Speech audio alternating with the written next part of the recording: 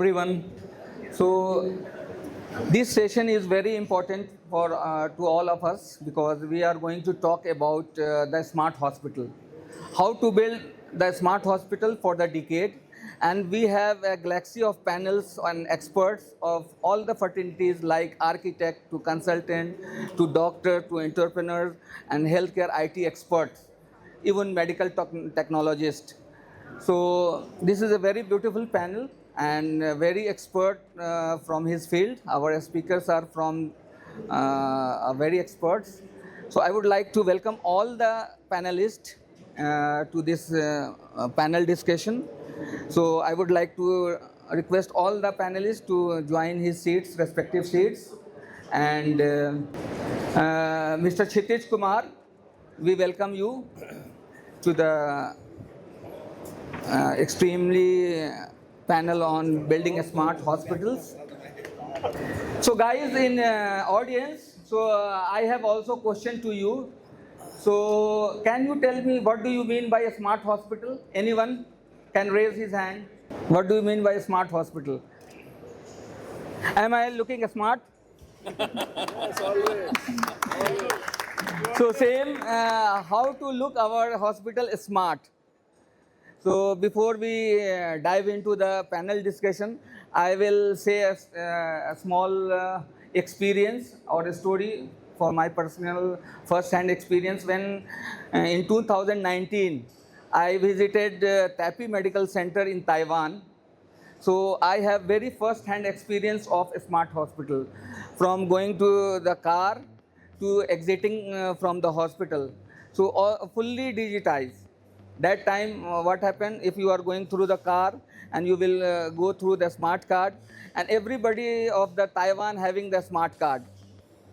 Okay, so when he is going to the hospital, showing the card, tapping the card, the barrier will open, then you can enter inside, park your car, then go to up in the lift.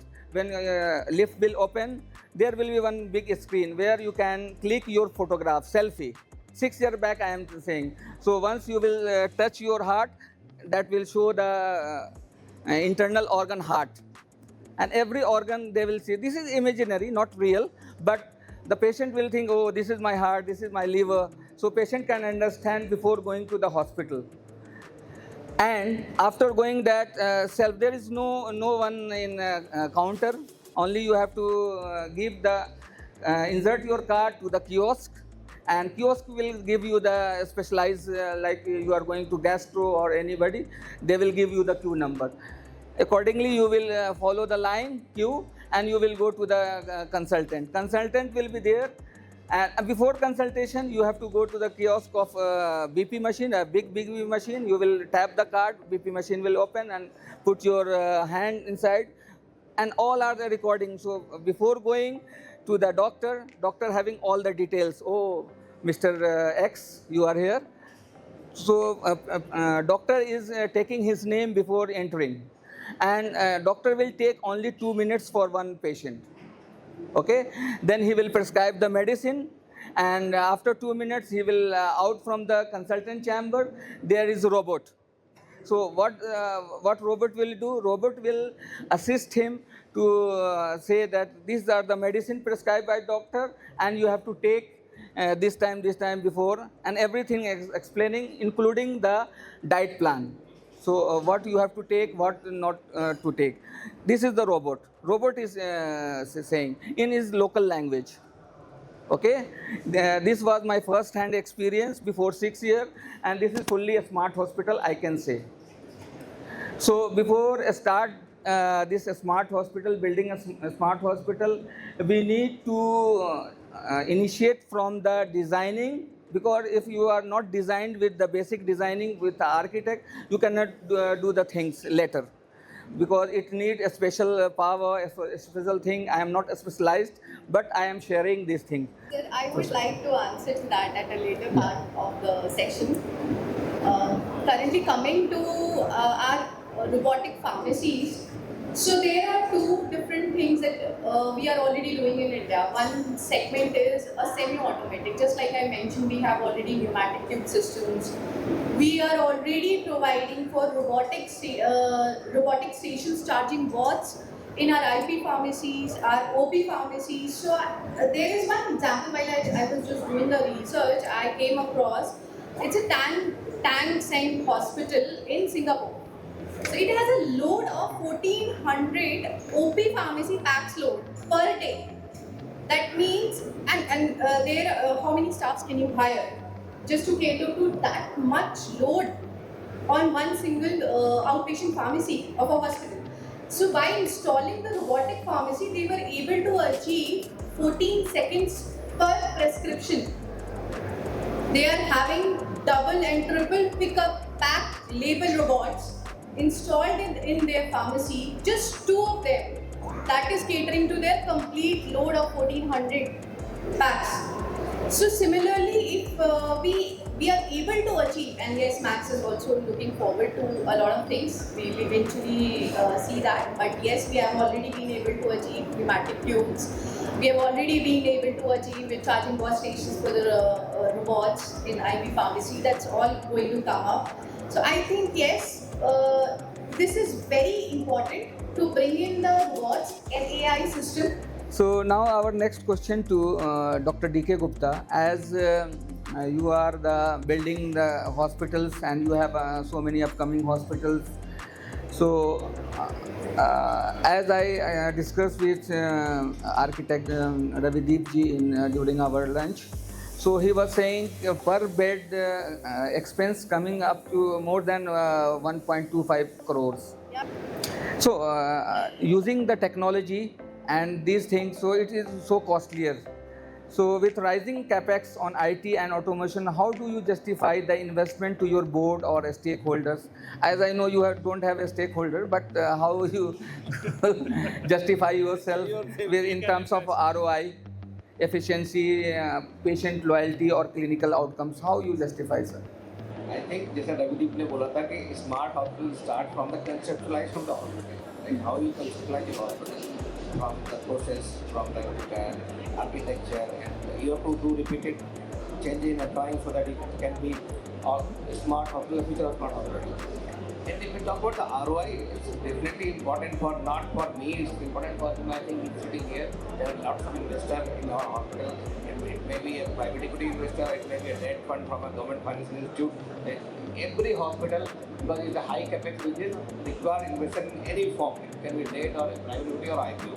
So I think there is interest for everybody. For ROI also, if you want to get good ROI, then it's for your hospital should be smart in terms of process automation, in terms of clinical care, in terms of the patient experience. That is the most important thing. If we talk about the automation, it should be have each and every process should be bifurcated, divided into each step, and with the help of smart hospital, with the help of technology, you can control each and every step of the process. You can do process review, process re-engineering, process revision, process editing, so that the patient experience, quality of care, the safety of patient can be monitored and can be controlled. Smart answer. So moving to our friend Dr. Shuchin Bajaj. I know him from day one when he having one hospital. Now he said in his introduction that now he having 28. So 1 to 28, a huge round of applause for him, and very humbled and very grounded. So as you are working in tier 2 and tier 3 cities, as I told my one of a story of Tapi, so is it possible in tier 2, tier 3 cities, as you are the master of tier 2, tier 3 cities in hospital? Absolutely, anything is possible these days. So I just want to start out with a word of caution to what Shruti ma'am said. And we are very used to comparing this rise of AI to how horse carts were replaced by cars and how typewriters were replaced by computers and washing machines, etc. This rise of AI is much bigger than anything we have seen. It is actually more comparable to the rise and evolution of the human species when it came onto the planet. So as you said, the telemedicine and IoT and cyber security. So it's now a big challenge for us. While we are using the automation, there is data privacy is most important. So we have expert on this, Mr. Samir Mathur, who will shed the light upon this, the data security and cyber attacks and other things. How we can protect big data and our hospital privacy. So yeah, I think one of my last 20 odd years that we've been running this consulting, I think this is one of the most ignored parameters I've seen across all hospitals of all sizes. So data security is an ignored subject, and the recently passed DPDPA law is not even being discussed in even the large hospitals. So forget the tier 2 and tier 3. So they will obviously, there is a drill down factor and they will come to it. So but the actual harm to the individual in terms of loss of medical data to a third party with a non-ethical means of digging that data, mining that data for non-ethical use is immense. And I think one of the flip side of using technology is that if you keep on using technology but don't look at the flip side, which is loss of data or loss of private data, which is medical data. Thank you, sir. So we have expert on medtech and technology, Mr. Chhitiz Kumar. He having served Felix for more than 13 years, and he is running his own consulting company for medtech devices. So how do you think that medical technology and medtech device things will help to become a hospital more smarter than the smartest? Smarter than the smartest, I don't know, but I actually have got a couple of architects out here, a couple of business hospital guys running this hospital, and I don't envy their jobs at all. For a very simple reason that the tech is evolving. Every 5 years, Afzal, you will find something new come out. If you talk about the technologies, first there was a PET CT, then there came out PET MR without actually knowing whether it will deliver the same results or not, etc. So technology will keep on evolving. That's given, that's for sure. If it was evolving at a speed of 25 years back, it's probably evolving at a speed of 3 now already in the last 20 odd years that you see out there. And that is a given that all of us as stakeholders, be it architects, be it the hospital owners, be ready for that. We have to take this thing in planning stage, that in future, if we are making a house, so we must having the parking. Same way, we have car or not, but we are making the parking space. Same way, we have to do the smart hospital for the decades. So we have to keep in mind after 10 years what's happened. Would you like to add, Ravideep? Those kind of goals and objectives for every hospital needs to be set up upfront. Yeah, so I think if I'm designing a hospital in say Mumbai, as against designing a hospital in a tier 3 city somewhere in the northeast, the perception and understanding of the degree of smartness that is instilled in those hospitals would be very different. Perhaps in Mumbai, load would be and volume would be one significant area where I would need smartness. As against in northeast, in a remote village, accessibility would be one area. How I can make a frugal healthcare infrastructure that could reach out to masses. Thank you, sir. So it was wonderful discussion. Thank you all. You have all taken time out from your busy schedule on my personal call. Thank you so much.